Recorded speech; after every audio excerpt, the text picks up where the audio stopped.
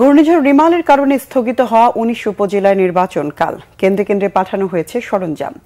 ঝালকাঠির ২ উপজেলা পরিষদের নির্বাচনের সরঞ্জাম বিতরণ করা হয় শনিবার দুপুরে। কাঠালিয়া উপজেলা নির্বাহী অফিসার নেসারউদ্দিন আনুষ্ঠানিকভাবে দায়িত্বরত কর্মকর্তাদের হাতে সরঞ্জাম তুলে দেন। কাঠালিয়া ও রাজাপুর উপজেলা চেয়ারম্যান পদে ৯ জন, পুরুষ ভাইস চেয়ারম্যান পদে ১২ জন ও মহিলা ভাইস চেয়ারম্যান পদে ১০ জন প্রার্থী প্রতিদ্বন্দ্বিতা করছেন।